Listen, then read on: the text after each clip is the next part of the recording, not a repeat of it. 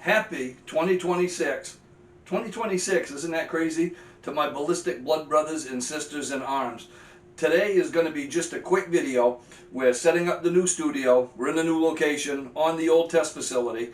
And with the mercury in the single digits and below zero, it's a little bit rough to get out and spend some significant live fire time out there. But I got a piece in recently that I was so excited about I couldn't wait to share it with you. Today we're going to talk a little bit about the SPAS 12 shotgun. The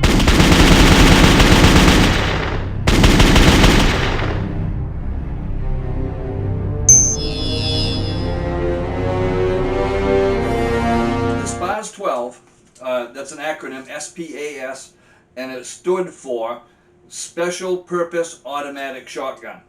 A little bit later in the late 1980s, that would be changed to Sporting Purposes Automatic Shotgun, Sporting Purpose Automatic Shotgun, and that was to comply with the 1989 import ban in order to try to comply with that. So you might find nomenclature about them a couple different ways.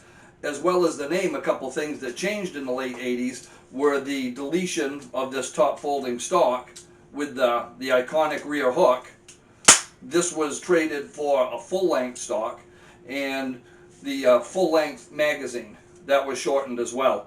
Other than that, very similar guns. It's quite an iconic shotgun, primarily due to its use on the silver screen and in video games. The first one that comes to mind is probably going to be Terminator. Gauge autoloader. That's Italian. You can go pump or oil. Another was Jurassic Park.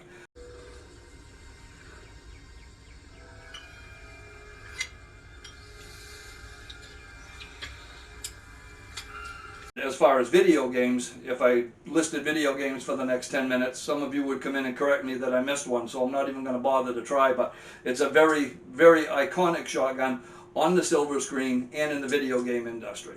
Now, there are a few interesting features of the SPAS 12 that a lot of people are not aware of. One of them is it's a semi-auto, a self-loading shotgun, and it functions just as you would expect it to.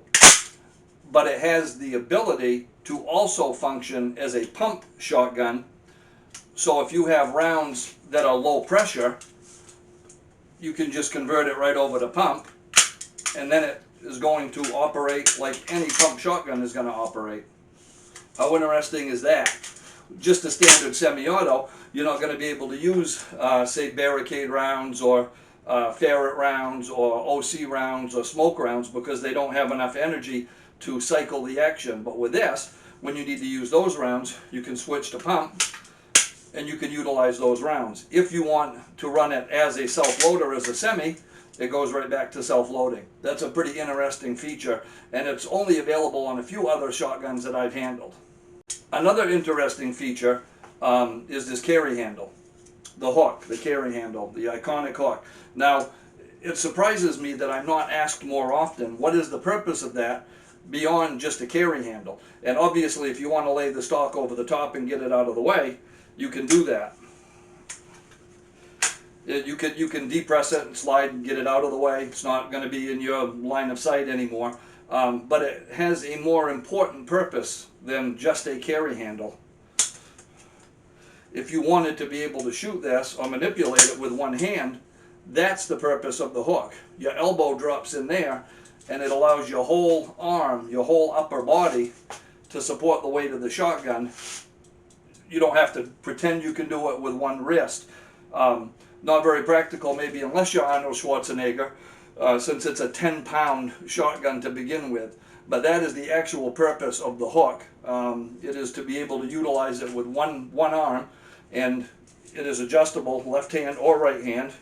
Just to press and spin it around, and then you're good to go with left hand. It is not just a carry handle or something interesting to look at. Now, the muzzle is threaded from the factory for a proprietary choke system. And if you're fortunate enough and very lucky, there was also a shot diverter that was manufactured for this. And those were available in very small numbers, and I very seldomly see those things hit the market today. But when I do, they're well over $1,000 just for a muzzle device. The heat shield is probably one of the more recognizable features of the SPAS 12, and as we discussed before, the hook, the folding stock with the hook on it, that kind of help it jump out immediately, as easily recognizable as the SPAS 12.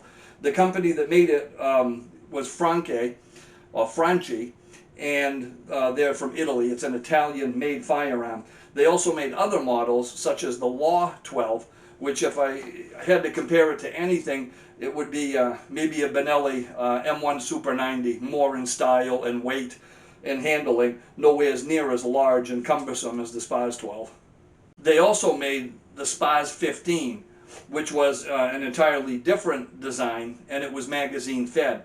But that gun got caught up in all of the assault weapon ban foolishness of the early 1990s, late 1980s and early 1990s, and under the direction of Lloyd Bentsen, who was Secretary of the Treasury under President Bill Clinton, it, along with the Street Sweeper and the Striker 12 and the USAS 12, were determined to be destructive devices. Just with the stroke of a pen, they determined that because they have a bore diameter of over 1/2 inch, if they do not have a sporting purpose exemption, then they're automatically destructive devices, and they wouldn't need congressional action to kind of give us a low blow. And that's exactly what they did. And those shotguns today continue to be regulated as destructive devices, even though they're just 12-gauge shotguns. The SPAS 12, as any firearm of this type, you would imagine has a parkerized finish and matte black synthetic furniture. The sights are a large ghost ring sight to the rear with a tall blade in the front. I really want to go through this thing in detail with you once the mercury rises up a little bit. It is just too damn cold to spend any significant time outside with it right now.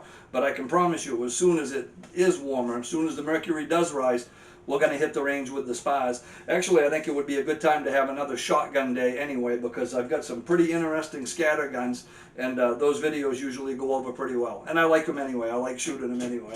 So that's going to conclude our little quick, short, sneak peek introduction into the SPAS 12 shotgun. A lot more detail coming soon. A quick introduction to the new studio here as well. I'm anxious to continue having this set up, and I'm more anxious for the mercury to rise. Man, it's been a cold winter. I hope that you enjoyed it. If you did, please click like, share us with your friends in your vast social media universe. Subscribe to the channel if you don't already. You don't want to miss the features when we're working on them. And I've got some really cool features for the next couple months that are set up already. If you like our merch, we've got some t-shirts that are available through Bunker Branding. They've got great prices, great service, great quality. There'll be a link in the description below the video. If you like to talk guns, the best place to do that is probably Facebook at facebook.com/guntestvids. And until next time, have fun and be safe. Happy 2026.